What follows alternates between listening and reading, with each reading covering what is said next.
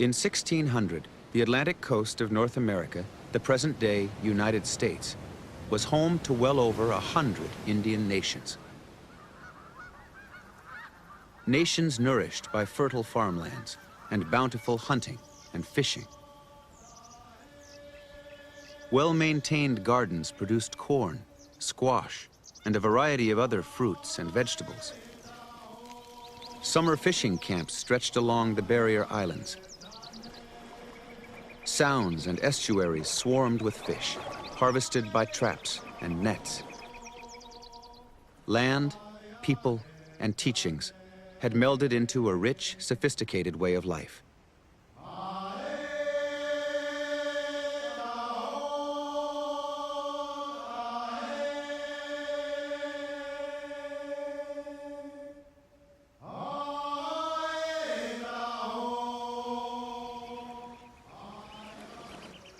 At the very center of the Atlantic seaboard, south of present-day Washington, D.C., 30 small nations united in the early 1600s to form the powerful Powhatan Confederacy. The Powhatan Confederacy was built by a charismatic leader who traveled between his many subject towns with an entourage of bodyguards and followers. His name was Wahunsanakawa. Through diplomacy, he held 30 nations together, and through military strength, he controlled the region. In 1607, an English ship sailed up Chesapeake Bay and into the lands of the Powhatan. The ship was captained by a soldier of fortune, John Smith. Hoping to be the first successful English colony in North America, the small but well-armed expedition landed at a place they would call Jamestown. As Jamestown took shape, Wahunsanakawa carefully weighed his options. He could destroy the settlement, but he was well aware of the power of European weapons and knew that an attack would be costly in Powhatan lives.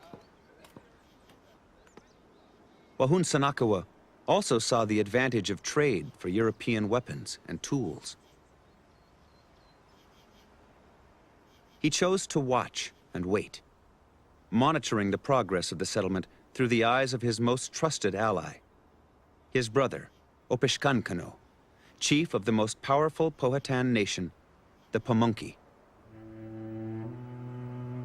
During their first winter, the colonists were barely able to provide for their basic needs, and many died. Opishkankano reported that the desperate English had begun entering Powhatan towns and taking food by force. Wahunsanakawa decided that he had to bring the colony under his direct control. He ordered the capture of John Smith and had the English captain brought before him. Present was Wahunsanakawa's favorite daughter, Pocahontas. The romantic story of Pocahontas saving Smith from death was undoubtedly an example of Smith's own creativity. His account of the incident, written immediately afterward, said nothing of his life being threatened. Only his memoirs, written 17 years later, included the story. In fact, in his memoirs, he claimed to have been saved from death at the last moment by beautiful women, no less than 3 times. In reality, it is probable that Wahunsanakawa cemented an alliance by proclaiming Smith leader of the Powhatan's newest subject town, Jamestown. Having established his supremacy and English submission, Wahunsanakawa released Smith. But as new people and supplies arrived from England, the colony tried a new tack to gain the upper hand. The English attempted to crown Wahunsanakawa king of the Powhatan, which would make him a subject king of England. But the coronation turned into a farce. And a foul trouble there was to make him kneel to receive his crown. He neither knowing the majesty nor meaning of a crown, nor bending of the knee, endured so many persuasions, examples, and instruction as tired them all. At last, by leaning hard on his shoulders, he a little stooped, and Captain Newport put the crown on his head. John Smith, English captain. The true balance of power was reflected in the trade between the two nations. The English were forced to pay extremely high prices in copper and trade goods for Powhatan food. New arrivals to the colony were shocked at the exchange rate, and the situation was an embarrassment to John Smith and the English. Finally, emboldened by an infusion of new weapons and men, Smith saw his chance to tilt the balance of power toward Jamestown. In January 1609, he took a military contingent into a Pamunkey town and seized Opishkankano and held him at gunpoint. His soldiers plundered the Pamunkey food stores, then demanded regular food tribute. If the Pamunkey did not comply, Smith promised to load his ships with their dead carcasses. Despite the assault, Wahunsanakawa strove to maintain the peace.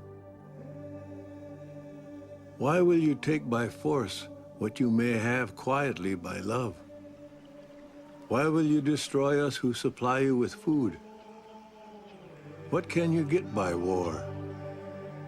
We are unarmed and willing to give you what you ask if you come in a friendly manner and not with swords and guns.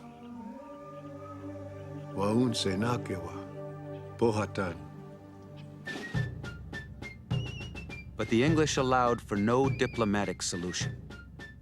No longer pretending to respect Powhatan authority, they used their weapons to take what they wanted, including Powhatan land.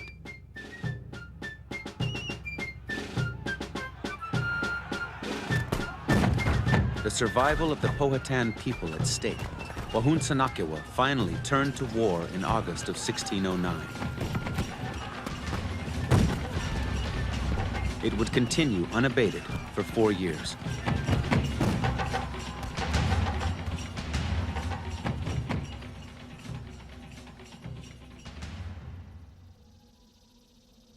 Then, in April 1613, Pocahontas was kidnapped for the ransom of all English prisoners of war.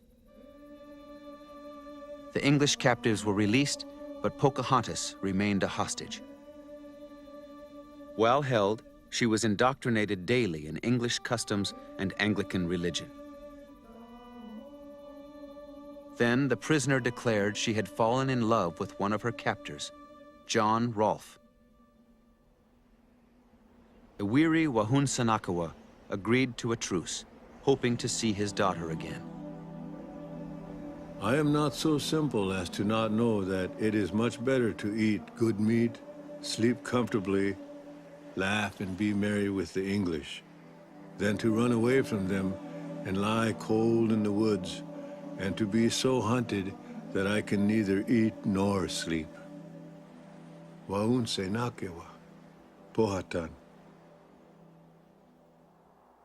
Pocahontas was baptized Lady Rebecca, and peace was sealed with her marriage to John Rolfe.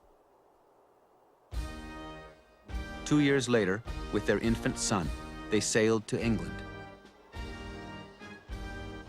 Pocahontas was a sensation in London. She was shown in the best circles and presented to the king.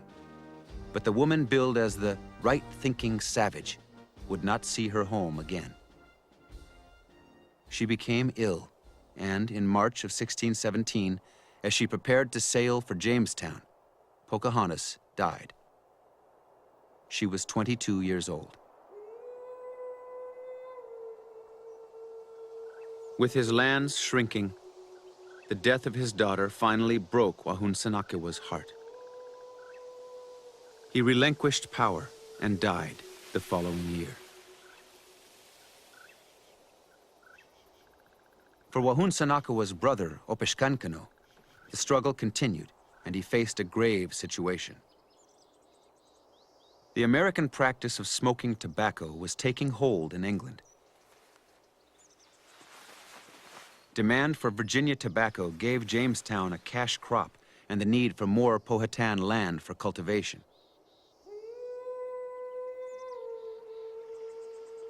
For the next 25 years, Opishkankano would lead the Powhatan in wars for their land and sovereignty.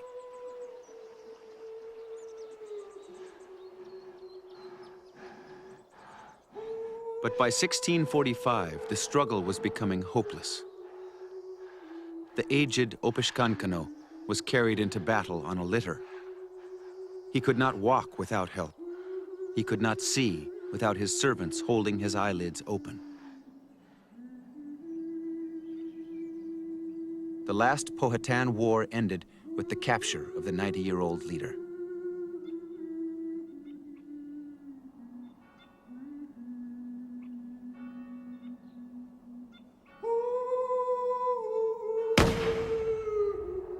Opishkankano was murdered, shot in the back by an English guard.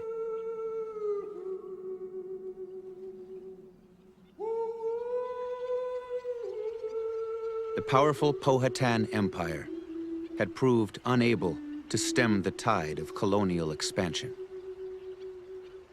On the little land that was left them, Powhatan people live to this day. Some descendants of the two brothers who guided their people through the first generation of contact.